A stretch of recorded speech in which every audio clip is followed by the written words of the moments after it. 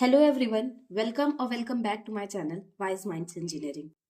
आज हम लोग स्टार्ट करेंगे Constitution of India law and engineering की unit 2, union executive and state executive. इसमें सबसे पहला टॉपिक जो हम लोग पढ़ेंगे वो पढ़ेंगे कि powers of Indian parliament. It's power can be classified into, कई सारी तरीके की पावर्स होती हैं इंडियन पार्लियामेंट के पास। तो अब हम लोग लाइन से सारी पढ़ेंगे। पहली लेजिस्लेटिव पावर। लेजिस्लेटिव का मतलब होता है लॉ मेकिंग पावर्स क्या है उसके पास। Parliament legislates on all matters mentioned in union list and concurrent list. Parliament के पास हर उन टॉपिक्स पे लॉ बनाने का राइट है जो कि कॉन्करेंट लिस्ट और यूनियन लिस्ट में आता है। In concurrent list parliamentary law is overriding than state legislative law.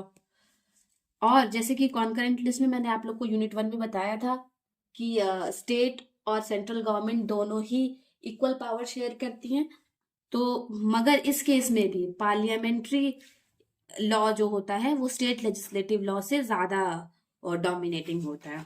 मतलब पार्लियामेंट ने अगर कोई लॉ पास किया है कॉन्करेंट लिस्ट के किसी सब्जेक्ट पे, तो वो उसको ज्यादा प्रेफरेंस दी जाएगी। नेक्स्ट हम लोग पढ़ेंगे एग्जीक्यूटिव पावर्स। तो इसके एग्जीक्यूटिव पावर्स में क्या क्या आता है। Parliament exercises control of executive powers by various measures like question hour, zero hour etcetera. मतलब जो एग्जीक्यूटिव पार्ट है हमारे एडमिनिस्ट्रेशन का वो पार्लियामेंट को आंसरेबल है। मतलब कि जितना भी एग्जीक्यूटिव पार्ट के अंदर जितने भी लोग आते हैं, जितने भी अथॉरिटी मतलब ऑफिशियल्स आते हैं, वो पार्लियामेंट को आंसरेबल है। पार्लियामेंट उन लोगों से इंक्वायर कर सकता है, उसके पास कई सारे मेजर्स हैं इसके लिए, जैसे क्वेश्चन आर, जीरो आर। मतलब वो इन तरीकों से उनसे किसी भी तरीके की रिपोर्ट मांग सकता है। By vote of no confidence the parliament can remove the cabinet executive out of power. अगर पार्लियामेंट चाहे तो जो एग्जीक्यूटिव है, यानी कि एग्जीक्यूटिव कौन होते हैं, जो कैबिनेट मेंबर्स होते हैं वही एग्जीक्यूटिव होते हैं, वही एग्जीक्यूट कराने का काम करते हैं जो भी लॉज बने हैं। तो यानी कि पार्लियामेंट के पास पावर है कैबिनेट मेंबर्स को, यानी कि एग्जीक्यूटिव को आउट ऑफ पावर करने का, यानी रिमूव करने का। कैसे कर सकता है? By passing vote of no confidence. मतलब अगर पार्लियामेंट में vote of no confidence pass हो गया मेजोरिटी के साथ, तो कैबिनेट और यानी कि एग्जीक्यूटिव को रिमूव किया जा सकता है। Next, financial powers includes enactment of budget. Budget का इनैक्टमेंट करना भी इंडियन पार्लियामेंट के पावर्स में आता है। पोस्ट बजटरी कंट्रोल, मतलब बजट पास होने के बाद भी उसको कंट्रोल करना भी इसके फाइनेंशियल पावर्स में आता है। नेक्स्ट हम लोग पढ़ेंगे कॉन्स्टिट्यूशनल पावर्स के बारे में। इसमें क्या है? टू अमेंड कॉन्स्टिट्यूशन, मतलब पार्लियामेंट के पास पावर है कॉन्स्टिट्यूशन में अमेंडमेंट लाने का। जैसे मैंने अभी यूनिट 1 में ही एक्सप्लेन किया था कि क्या प्रोसीजर होता है कॉन्स्टिट्यूशन में अमेंडमेंट लाने का। तो उसमें सब कुछ अच्छे से पढ़ाया है मैंने कि पार्लियामेंट किस तरीके से कॉन्स्टिट्यूशन में अमेंडमेंट ला सकती है। नेक्स्ट है जुडिशियल पावर्स। तो क्या क्या पावर्स, जुडिशियल पावर्स हैं इंडियन पार्लियामेंट के पास। पहला, impeachment of president for violation of constitution. मतलब प्रेसिडेंट की इम्पीचमेंट की जा सकती है अगर ये पाया गया कि उन्होंने कॉन्स्टिट्यूशन का वायलेशन किया है। रिमूवल ऑफ जजेस of supreme court and high court, और हाई कोर्ट और सुप्रीम कोर्ट के जजेस को भी रिमूव कर सकता है Indian parliament. Removal of vice president, vice president को भी रिमूव किया जा सकता है। अब नेक्स्ट है इलेक्टोरल पावर्स, मतलब किसको इलेक्ट करता है इंडियन पार्लियामेंट। सबसे पहला इलेक्शन ऑफ प्रेसिडेंट, मतलब इंडियन पार्लियामेंट इलेक्ट करता है प्रेसिडेंट को और वाइस प्रेसिडेंट को भी। पार्लियामेंट के मेंबर्स ही प्रेसिडेंट और वाइस प्रेसिडेंट को भी इलेक्ट करते हैं। तो इतनी ढेर सारी पावर्स हैं जो पार्लियामेंट के पास है, यानी पार्लियामेंट के मेंबर्स के पास है। एक छोटा सा पॉइंट है जो आप लोगों को मैं बता देती हूँ कि जो पार्लियामेंट होती है वो सब डिवाइडेड होती है राज्यसभा और लोकसभा में। अब हम लोग एक एक करके राज्यसभा और लोकसभा के बारे में पढ़ेंगे। सबसे पहला Rajya Sabha. It is upper house of the parliament, इसको upper house of the parliament बोला जाता है। मैक्सिमम इसमें 250 मेंबर्स हो सकते हैं, जिसमें से 238 स्टेट और यूनियन टेरिटरीज को रिप्रेजेंट करते हैं। मतलब जित स्टेट्स से सारे मेंबर्स होते हैं, मतलब हर स्टेट से कुछ कुछ मेंबर्स जो होते हैं वो राज्यसभा में बैठते हैं, और हर यूनियन टेरिटरी से भी कुछ कुछ मेंबर्स होते हैं जो राज्यसभा में उन स्टेट्स और यूनियन टेरिटरीज को रिप्रेजेंट करते हैं। 12 आर नॉमिनेटेड बाय प्रेसिडेंट, और 12 मेंबर्स ऐसे होते हैं जिनको प्रेसिडेंट खुद नॉमिनेट करते हैं। वो कुछ स्पेशल कैटेगरी के लोग होते हैं, जैसे जो लिटरेचर में महारत हासिल की हो, जिन्होंने साइंस में महारत हासिल की हो, आर्ट में जो पीक पे हो, तो उनको प्रेसिडेंट नॉमिनेट करते हैं। Rajya Sabha is a permanent body, Rajya Sabha permanent body है। इसका मतलब ये है कि राज्यसभा आज तक कभी भी डिसॉल्व नहीं हुई है।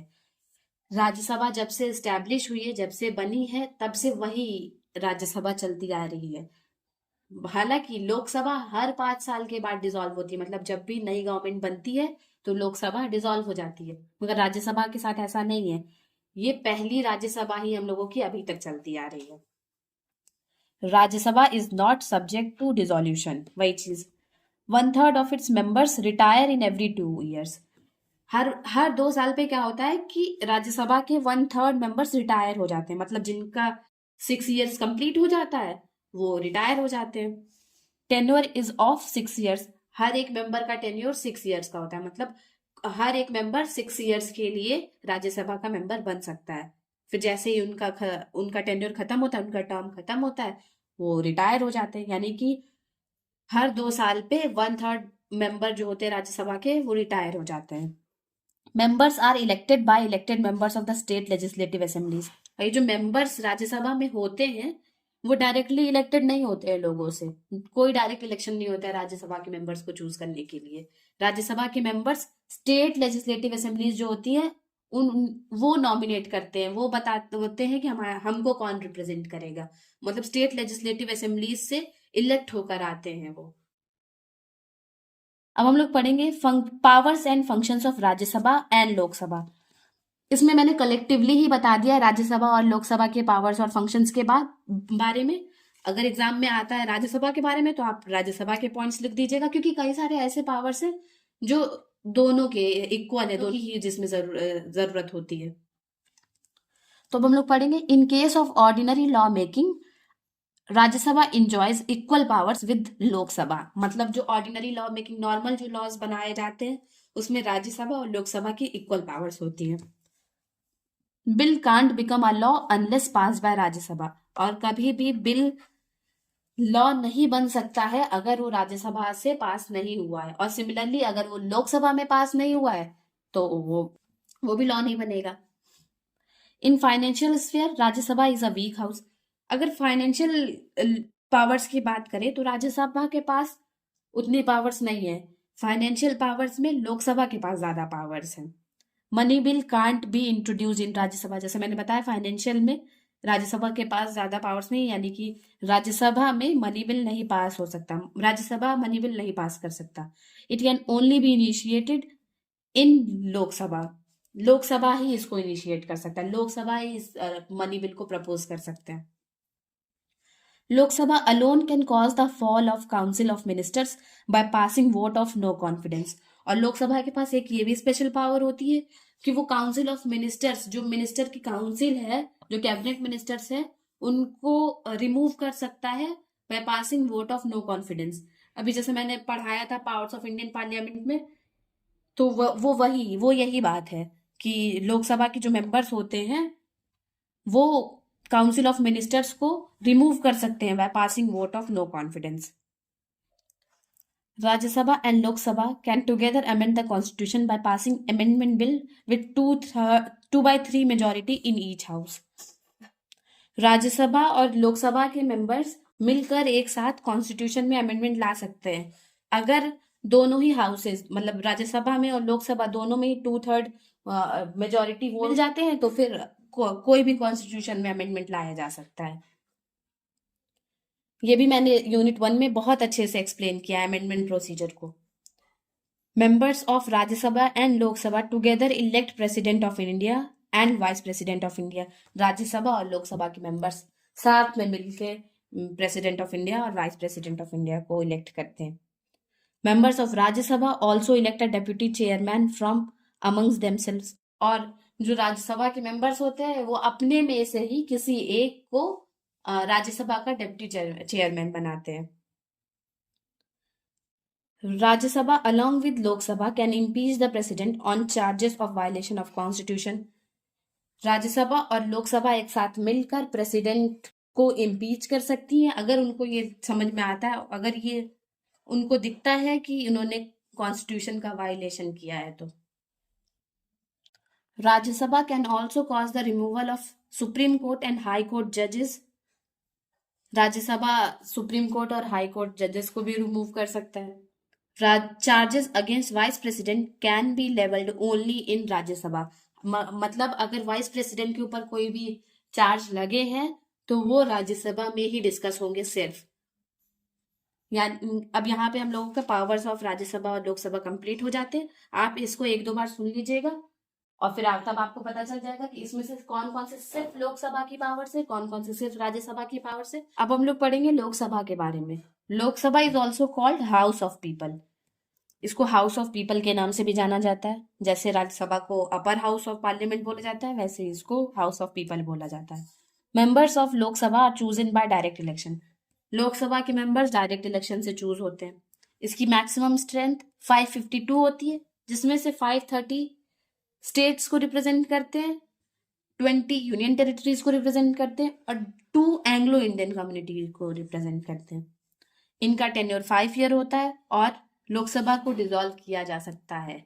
हर बार जब दूसरी गवर्नमेंट बनती है तो लोकसभा एक बार डिसॉल्व होती है, फिर से फॉर्म होती है। अब हम लोग एक क्विक डिफरेंस देख लेते हैं लोकसभा और राज्यसभा के बीच में। लोकसभा को हाउस ऑफ पीपल बोलते हैं, राज्यसभा को काउंसिल ऑफ स्टेट्स बोलते हैं या फिर अपर हाउस ऑफ पार्लियामेंट भी बोलते हैं। इसका टेन्योर होता है 5 ईयर्स। राज्यसभा एक परमानेंट बॉडी है, ये 5 ईयर पे डिसॉल्व हो जाती है। राज्यसभा कभी डिसॉल्व नहीं होती है। स्पीकर हेड्स लोकसभा, मतलब लोकसभा के जो हेड होते हैं वो स्पीकर होते हैं और राज्यसभा के जो हेड होते हैं वो वाइस प्रेसिडेंट होते हैं। 25 years is minimum age. Lok Sabha का मेंबर बनने के लिए मिनिमम एज 25 ईयर्स होनी ही चाहिए। राज्यसभा का मेंबर बनने के लिए 30 ईयर्स। लोकसभा में टोटल मेंबर्स 552 होते हैं, राज्यसभा में 250 मेंबर्स होते हैं। अब हम लोग नेक्स्ट पढ़ेंगे powers and functions of president of India. सबसे पहला head of nation. President of India जो होता है वो हेड ऑफ नेशन होता है। Appoints prime minister and council of ministers. President of India he prime minister और काउंसिल ऑफ मिनिस्टर्स को अपॉइंट करते हैं। अपॉइंट्स चीफ जस्टिस, जजेस of supreme court, high courts, governor of state, attorney general of India. President के पास power होती है chief justice of India को appoint करना, सुप्रीम कोर्ट और हाई कोर्ट के जजेस को अपॉइंट करना, हर स्टेट के गवर्नर को अपॉइंट करना भी प्रेसिडेंट की ही पावर होती है और अटॉर्नी जनरल ऑफ इंडिया को भी प्रेसिडेंट ही अपॉइंट करते हैं। Addresses the session of parliament. इनके पास पावर होती है पार्लियामेंट के सेशन को एड्रेस करने की। Has power to address either house of parliament.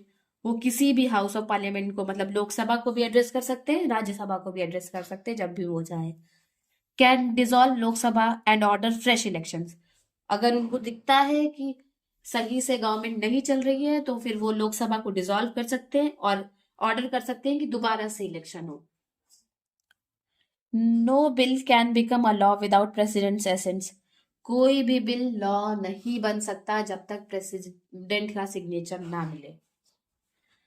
India is represented on international forum by president of India. अगर इंटरनेशनल लेवल पे देखा जाए तो प्रेसिडेंट ही इंडिया को रिप्रेजेंट करते हैं। Introduce money bill.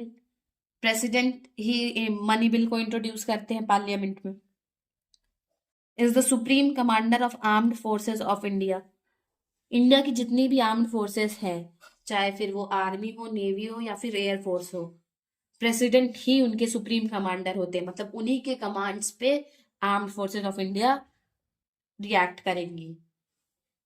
Can declare वार और conclude piece.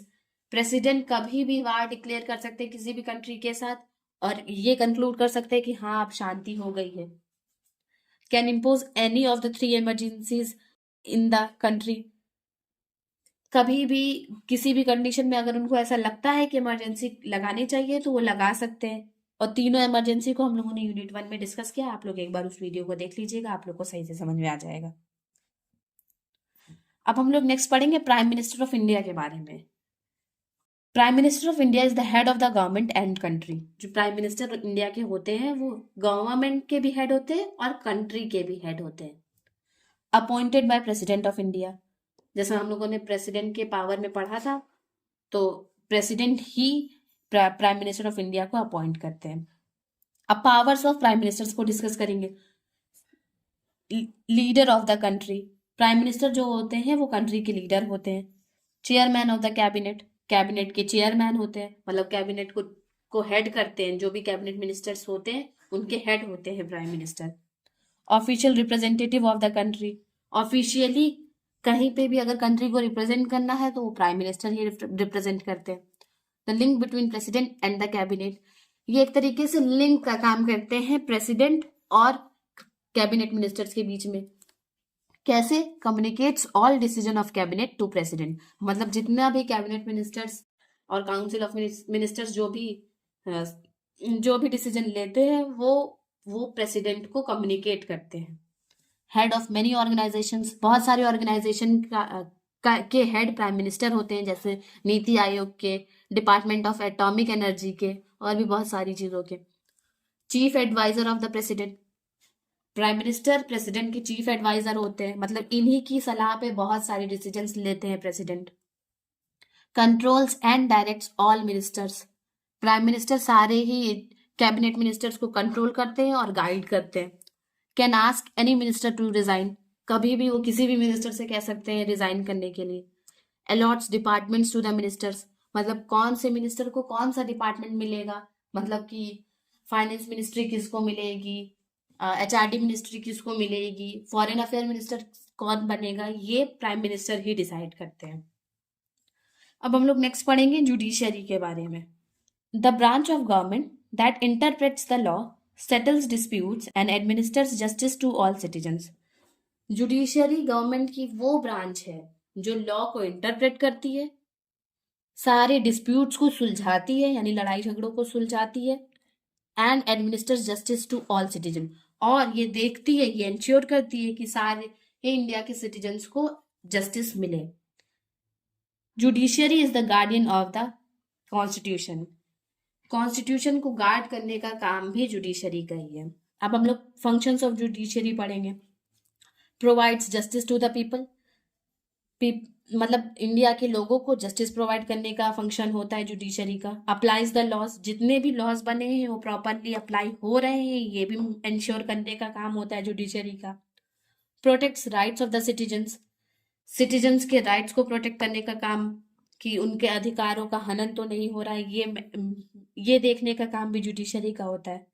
Guardian of the constitution. Constitution के सारे लॉज का पालन हो रहा है, गवर्नमेंट हर लॉ का पालन करके ही कोई डिसीजन ले रही है, ये भी इंश्योर करने का काम जुडिशरी का है। Has some advisory function. बहुत सारी चीजों में जुडिशरी की एडवाइस लेते हैं प्राइम मिनिस्टर और प्रेसिडेंट। एक छोटा सा पॉइंट है जिसपे अक्सर क्वेश्चन बनता है, short note on independence of supreme court. मतलब सुप्रीम कोर्ट का इंडिपेंडेंट होना कितना इंपॉर्टेंट है और क्यों जरूरी है। Supreme court is the highest court of appeal. Supreme court जो होती है वो हाईएस्ट कोर्ट ऑफ अपील होती है, मतलब सुप्रीम कोर्ट ने जो डिसीजन दे दिया वो फाइनल डिसीजन होता है, इसके ऊपर हम लोग कहीं नहीं जा सकते। मतलब सुप्रीम कोर्ट के डिसीजन को हम लोग आगे चैलेंज नहीं कर सकते कभी। The guarantor of the fundamental rights. Supreme court guarantee करता है हर एक सिटीजन को फंडामेंटल राइट, यानी कि अगर किसी सिटीजन का फंडामेंटल राइट वायलेट हो रहा है तो वो सुप्रीम कोर्ट में अपील कर सकता है। Guardian of the constitution. ये कॉन्स्टिट्यूशन को गाइड करते हैं, ये मेक श्योर करते हैं कि सब कुछ, सारे डिसीजन कॉन्स्टिट्यूशन के अंतर्गत ही हो। Thus its independence becomes very important. इन सभी रीजंस की वजह से सुप्रीम कोर्ट का इंडिपेंडेंट होना बहुत ज्यादा जरूरी है। It should be allowed to do justice without fear. Supreme court बिना किसी डर के, बिना किसी इन्फ्लुएंस के जस्टिस करनी चाहिए। अब नेक्स्ट हम लोग पढ़ेंगे अपॉइंटमेंट ऑफ जजेस इन डिस्ट्रिक्ट कोर्ट। मतलब जो डिस्ट्रिक्ट कोर्ट होते हैं, 3 लेवल पे कोर्ट्स होते हैं हमारे यहाँ। एक सबसे ऊपर सुप्रीम कोर्ट, फिर उसके बाद हाई कोर्ट, फिर डिस्ट्रिक्ट कोर्ट। नेशनल लेवल पे, पूरे सेंट्रल लेवल पे सुप्रीम कोर्ट होती है, स्टेट लेवल पे हमारी हाई कोर्ट होती है, और डिस्ट्रिक्ट लेवल पे डिस्ट्रिक्ट कोर्ट्स होती है। तो सबसे पहले हम लोग पढ़ेंगे कि कैसे डिस्ट्रिक्ट कोर्ट में जजेस अपॉइंट होते हैं। तो क्या क्या क्वालिफिकेशन होनी चाहिए? Has to be in practice as an advocate for 7 or more years. उनके पास 7 ईयर्स का एक्सपीरियंस होना चाहिए as an advocate. Should not be working in any other service, किसी और गवर्नमेंट सर्विस में एम्प्लॉयड नहीं होने चाहिए। Has to be recommended by high court, high court से रिकमेंडेड होने चाहिए। अपॉइंटमेंट प्रोसीजर क्या होता है, कैसे अपॉइंट किया जाता है? Appointment can be done only after consulting the governor of the state and जजेस ऑफ हाई कोर्ट। मतलब स्टेट के जो गवर्नर होते हैं और जो हाई कोर्ट के जज होते हैं वो दोनों मिलकर डिसाइड करते हैं कि कौन डिस्ट्रिक्ट कोर्ट का जज बनेगा। हम लोग पढ़ेंगे हाई कोर्ट जज के बारे में। उनकी क्या क्या क्वालिफिकेशन होनी चाहिए? Must be citizen of India, India के सिटीजन होने चाहिए। Should have held a judicial office for at least 10 years, उनके पास एक्सपीरियंस होना चाहिए जुडिशियल ऑफिस का 10 ईयर्स का। Advocate in high court for at least 10 years, और हाई कोर्ट में वो एज एन एडवोकेट उनके पास एक्सपीरियंस होना चाहिए 10 ईयर्स का। अब हम लोग पढ़ेंगे हाई कोर्ट के जज का appointment procedure. Can be appointed only by the warrant of president and his seal. कोई व्यक्ति हाई कोर्ट का जज बन सकता है अगर उनके नाम का वारंट हो प्रेसिडेंट के साइन के साथ और सील के साथ। Can be done only after consultation with chief justice of India and governor of the state. कोई भी व्यक्ति हाई कोर्ट का जज तभी बन सकता है जब चीफ जस्टिस ऑफ इंडिया और governor of the state decide कर लेंगे तभी। अब नेक्स्ट हम लोग पढ़ेंगे सुप्रीम कोर्ट के जज के बारे में कि वो कैसे अपॉइंट होते हैं और क्या क्या क्वालिफिकेशन होने चाहिए। तो क्वालिफिकेशन क्या आनी चाहिए? सिटीजन ऑफ इंडिया होने चाहिए, not above 65 years of age होनी चाहिए, मस्ट हैव बीन जज of 1 or more high court continuously for 5 years.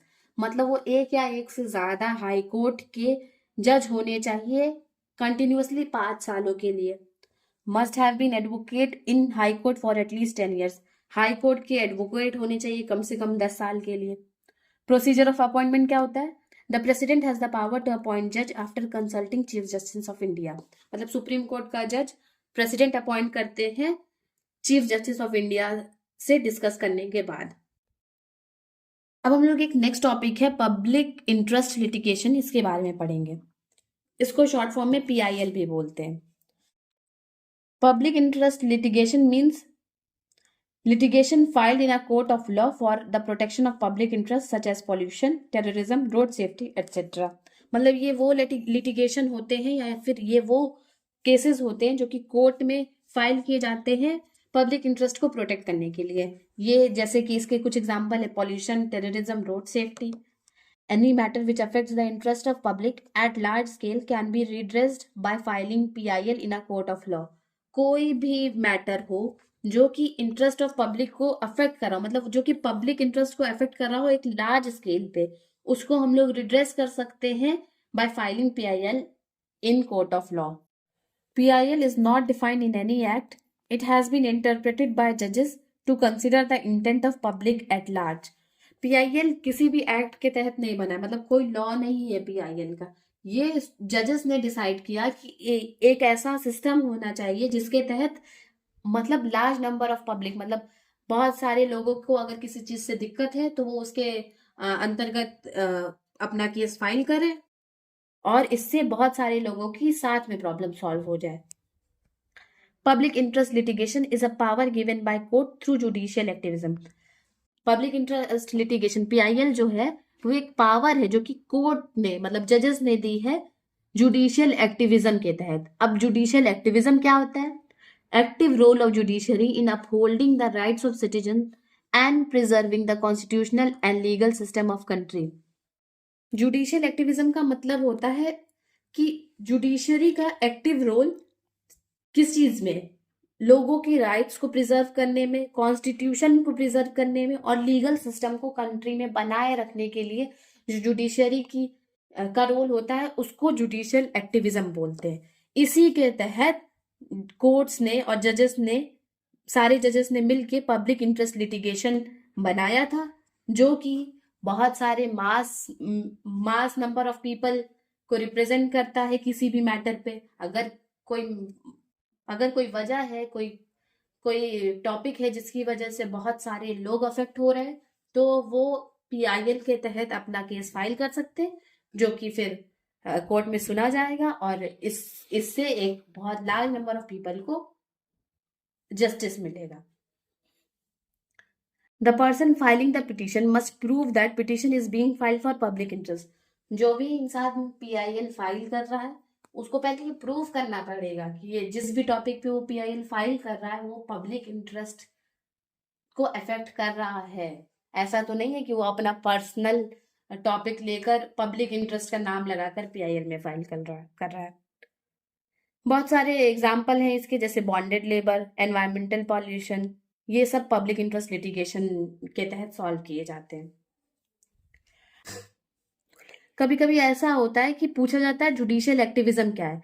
तो जुडिशियल एक्टिविज्म अगर आता है तो पहले आप ये डेफिनेशन लिख दीजिएगा, फिर उसके बाद बताइएगा कि जुडिशियल एक्टिविज्म के तहत ही पीआईएल लागू हुआ है, फिर उसके बाद पीआईएल को डिफाइन कर दिया जाएगा। मतलब इसमें थोड़ा सा उल्टा स्टेप्स फॉलो करना है। अगर ये पीआईएल आता है तो पहले पीआईएल डिफाइन करना है, फिर बताना है कि पीआईएल कैसे आया, और फिर जुडिशियल एक्टिविज्म को एक्सप्लेन करना हो तो वो आपकी मर्जी है। मगर अगर जुडिशियल एक्टिविज्म पे क्वेश्चन आता है तो पहले जुडिशियल एक्टिविज्म की डेफिनेशन, फिर ये बताना कि पीआईएल जुडिशियल एक्टिविज्म के तहत ही इंट्रोड्यूस हुआ है, फिर उसके बाद पीआईएल क्या होता है ये एक्सप्लेन करना। तो इस तरीके से आपके दो टॉपिक्स कवर हो गए, एक पीआईएल पब्लिक इंटरेस्ट लिटिगेशन और दूसरा judicial activism. Public interest litigation का एक और लास्ट पॉइंट है, वो ये है कि any citizen can file PIL. कोई भी इंडिया का सिटीजन पीआईएल फाइल कर सकता है कोर्ट में। अब एक नेक्स्ट टॉपिक है लोकपाल, हम लोग उसको पढ़ेंगे। लोकपाल क्या है? It is an anti corruption body responsible for looking into corruption complaints at national level.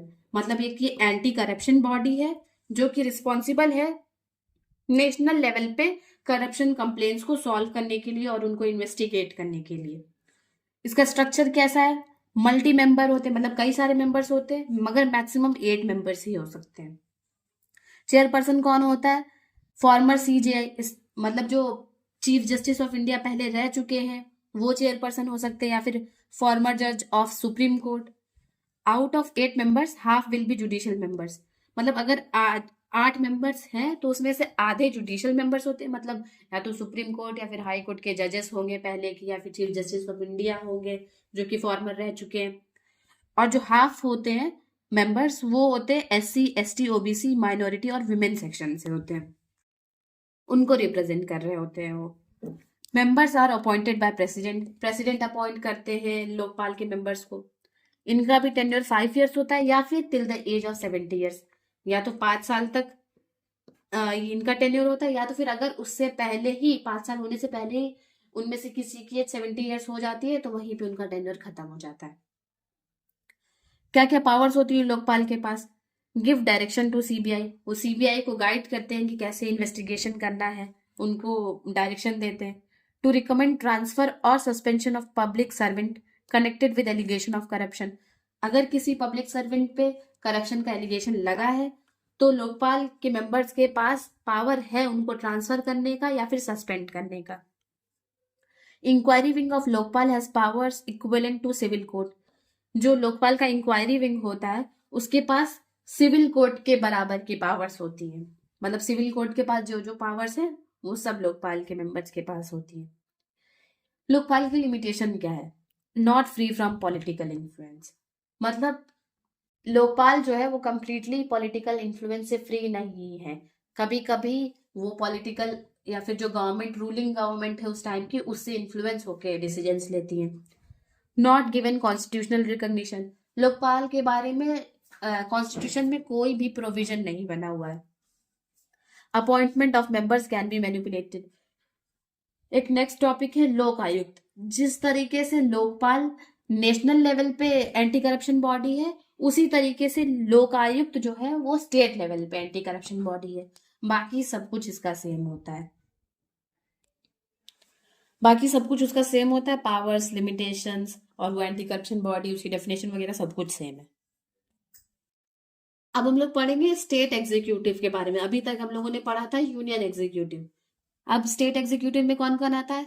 Chief minister, council of minister और गवर्नर। मतलब उस स्टेट के चीफ मिनिस्टर, उस स्टेट के सारे काउंसिल ऑफ मिनिस्टर्स और गवर्नर। पावर क्या होते हैं गवर्नर के और फंक्शंस क्या होते हैं गवर्नर के, ये पढ़ेंगे। Every executive action that state government takes is taken on his name. मतलब जो भी एग्जीक्यूटिव एक्शन स्टेट गवर्नमेंट लेती है वो उसमें गवर्नर का अप्रूवल चाहिए ही होता है। Chief minister and other ministers are appointed by governor. जितने मतलब जो चीफ मिनिस्टर होते हैं और जो अदर मिनिस्टर्स होते हैं वो गवर्नर ही अपॉइंट करते हैं। State government is answerable to governor. अगर गवर्नर किसी भी चीज पे स्टेट गवर्नमेंट से रिपोर्ट मांगती है तो स्टेट गवर्नमेंट को उस चीज की रिपोर्ट देनी पड़ेगी गवर्नर को। मतलब स्टेट गवर्नमेंट आंसरेबल होती है गवर्नर को। State emergency is recommended to the president by governor. मतलब कि अगर गवर्नर को लगता है कि स्टेट में इमरजेंसी लगनी चाहिए तो वो प्रेसिडेंट को सजेस्ट कर सकते हैं कि हाँ इस स्टेट में गवर्नमेंट लॉफुली काम नहीं कर रही है तो आप यहाँ पे इमरजेंसी लगा दीजिए। If any bill is pending in the state legislature governor can send a bill to the state legislature. अगर कोई भी बिल जो है वो बहुत टाइम से पेंडिंग है स्टेट लेजिस्लेटिव असेंबली में तो गवर्नर उसको वापस से भेज सकते हैं कि हाँ इसको आगे बढ़ाइए या फिर इस पे कोई डिसीजन फाइनल डिसीजन लेकर खत्म करिए। If speaker and deputy speaker are absent, governor appoints a person to hold a session. अगर स्पीकर और डिप्टी स्पीकर दोनों ही एब्सेंट है तो फिर गवर्नर डिसाइड करता है कि कौन असेंबली का सेशन होल्ड करेगा। Can disqualify members after consulting with election commission. वो कैबिनेट मिनिस्टर के किसी भी मेंबर को डिस्क्वालीफाई कर सकते हैं इलेक्शन कमीशन के साथ मिलकर। Looks over state budget. State budget में गवर्नर की ये एसेंट जरूरी है। His recommendation is necessary for the introduction of money bill. Money bill को पास होने के लिए उस स्टेट के गवर्नर की रिकमेंडेशन बहुत जरूरी है। President consults with governor while appointing high court जजेस। जब भी किसी स्टेट में हाई कोर्ट के जज को अपॉइंट किया जाता है तो प्रेसिडेंट गवर्नर की सजेशन लेते हैं। डिस्ट्रिक्ट जजेस are also appointed by consulting governor. Governor से कंसल्ट किया जाता है डिस्ट्रिक्ट जजेस को अपॉइंट करने के लिए। मतलब एक तरीके से अगर हम लोग देखें तो जैसे सेंट्रल लेवल पे प्रेसिडेंट की भी पावर्स और फंक्शंस होते हैं सेम स्टेट लेवल पे गवर्नर के फंक्शंस होते हैं।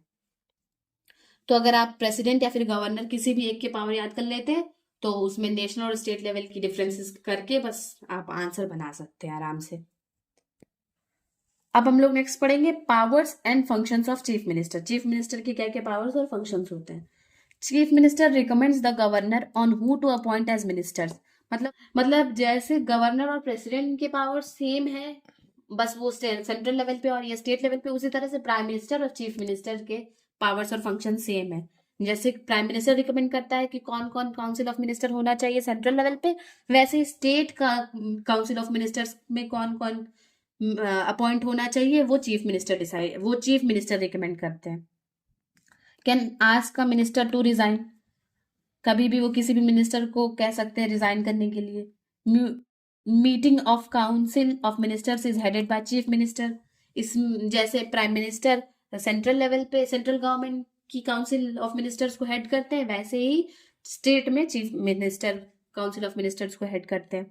If chief minister resigns the entire council of minister collapses. अगर चीफ मिनिस्टर रिजाइन करते हैं तो पूरी काउंसिल ऑफ मिनिस्ट्री जो है, पूरी जो कैबिनेट मिनिस्ट्री है वो कोलैप्स हो जाती है। To report the governor information about administrative affairs whenever asked. मतलब जिस तरीके से प्राइम मिनिस्टर प्रेसिडेंट और कैबिनेट मिनिस्टर्स के बीच का लिंक है उसी तरह चीफ मिनिस्टर गवर्नर और काउंसिल ऑफ मिनिस्टर्स के बीच का लिंक होते हैं। All government policies are announce by chief minister. जितनी भी गवर्नमेंट पॉलिसीज होती है वो चीफ मिनिस्टर अनाउंस करते हैं। अब हम लोग पढ़ेंगे स्टेट लेजिस्लेचर के बारे में। ये भी सिमिलरली जैसे पार्लियामेंट नेशनल लेवल पे होता है और फिर वो सब डिवाइडेड होता है राज्यसभा और लोकसभा में, उसी तरीके से स्टेट लेजिस्लेचर स्टेट लेवल पे होता है, वो सब डिवाइडेड होता है लेजिस्लेटिव असेंबली और लेजिस्लेटिव काउंसिल में। अब हम लोग एक एक करके इन दोनों में डिफरेंस देखेंगे। लेजिस्लेटिव असेंबली में क्या होता है, मैक्सिमम 500 मेंबर्स हो सकते हैं, मिनिमम 60 मेंबर्स हो सकते हैं। और लेजिस्लेटिव काउंसिल में मिनिमम 40 मेंबर्स हो सकते हैं और मैक्सिमम जितने भी मेंबर लेजिस्लेटिव असेंबली में है उसका 1/3 ही होने चाहिए, उससे ज्यादा नहीं हो सकते। Real centre of power in a state, मतलब रियल पावर जो होती है वो लेजिस्लेटिव असेंबली के हाथ में होती है। अब हम लोग पढ़ेंगे स्टेट लेजिस्लेटर की पावर और फंक्शन के बारे में। Can create law and any subject in state list, मतलब स्टेट लिस्ट में जो भी सब्जेक्ट जो भी मैटर आता है उस पे स्टेट लेजिस्लेटर कभी भी लॉ बना सकती है। Controls council of ministers, council of minister को कंट्रोल करती है स्टेट लेवल पे। कंट्रोल स्टेट्स फाइनेंसेस, स्टेट के सारे फाइनेंस सारे बजट को कंट्रोल करती है। Participate in election of president, president के इलेक्शन में स्टेट लेजिस्लेचर के मेंबर्स भी वोट करते हैं, मतलब लोकसभा और राज्यसभा के मेंबर्स के साथ साथ स्टेट लेजिस्लेचर के मेंबर्स भी प्रेसिडेंट को इलेक्ट करते हैं। अब हम लोग पढ़ेंगे powers and functions of high court. High court की क्या क्या पावर्स और फंक्शंस है। Have jurisdiction in cases that are related to will, divorce etcetera, उन केसेस में जस्टिस पास करते हैं जैसे जो कि डाइवोर्स से रिलेटेड होते हैं, विल मतलब जायदाद वगैरह प्रॉपर्टी से रिलेटेड जो भी केसेस होते हैं वो सॉल्व करते हैं। Election petitions can be heard by high court, election से रिलेटेड जितने भी केसेस होते हैं वो हाई कोर्ट सॉल्व करता है। In civil cases an appeal can be made to the high court against district court decision, अगर कोई ऐसा सिविल केस है जिसमें डिस्ट्रिक्ट कोर्ट ने डिसीजन ले लिया है तो जो भी अपील करने वाला है वो उस डिसीजन को चैलेंज कर सकता है हाई कोर्ट में, मतलब फिर से एक बार उस डिसीजन पे वो जजमेंट पास करा सकता है। अगर वो उससे सेटिस्फाइड नहीं है, उस डिसीजन से, उस जजमेंट से सेटिस्फाइड नहीं है डिस्ट्रिक्ट कोर्ट के, तो वो हाई कोर्ट में फिर से अपील कर सकता है। The record of the judgement of high court can be use by subordinate courts for deciding cases, जो हाई कोर्ट के जजमेंट के रिकॉर्ड्स होते हैं वो एक तरीके से रेफरेंस की तरह काम करते हैं सबऑर्डिनेट केसेस में डिसीजन लेने के लिए। मतलब वो ये चेक करते हैं कि अगर हाई कोर्ट में कभी ऐसा सिमिलर केस आया है तो वहां पे कैसा डिसीजन दिया गया है, तो सेम वैसा ही डिसीजन सबऑर्डिनेट कोर्ट देते हैं। High court controls subordinate courts, जितने भी सबऑर्डिनेट कोर्ट्स होते हैं उनको हाई कोर्ट कंट्रोल करते हैं। Can ask for details of proceeding from subordinate court, वो किसी भी केस की डिटेल्स के बारे में पूछ सकते हैं सबऑर्डिनेट कोर्ट से, कभी भी मांग कर सकते हैं कि हमको उसकी डिटेल्स दिखाओ। Have the power to declare any law unconstitutional if it is found to be against the Indian constitution, अगर कोई ऐसा लॉ बना है स्टेट में जो कि इंडियन कॉन्स्टिट्यूशन के अगेंस्ट है तो कभी भी उसको अनकॉन्स्टिट्यूशनल घोषित कर सकते हैं। अब जैसा कि इतनी बार सबऑर्डिनेट कोर्ट वर्ड आया है तो अब हम लोग पढ़ेंगे सबऑर्डिनेट कोर्ट होता क्या है। Below the high court there are other courts which constitute the subordinate judiciary, मतलब हाई कोर्ट के अंडर में जितने भी हाई कोर्ट से नीचे जितने भी कोर्ट्स आते हैं उन सभी को सबऑर्डिनेट जुडिशरी या फिर सबऑर्डिनेट कोर्ट बोलते हैं। Subordinate court are of 2 type, subordinate court जो होते हैं वो 2 टाइप के होते हैं, सिविल और क्रिमिनल। सिविल कोर्ट वो होते हैं जो सिविल केसेस से, जैसे disputes relating to property, succession, ownership, divorce, ये सब सिविल कोर्ट में आते हैं। मतलब प्रॉपर्टी से रिलेटेड, सक्सेशन से रिलेटेड, मतलब सक्सेशन से रिलेटेड, ओनरशिप से रिलेटेड, डाइवोर्स से रिलेटेड, ये सारे सिविल कोर्ट में आते हैं। और क्रिमिनल केसेस जैसे कि मर्डर हो गया, रॉबरी हो गई, असॉल्ट हो गया, रेप हो गया, ये सारे केसेस क्रिमिनल कोर्ट के अंडर में आते हैं। तो बस यहाँ पे हमारी यूनिट 2 खत्म होती है। If you like the video, please hit the like button, share with your friend and subscribe to my channel. Thank you.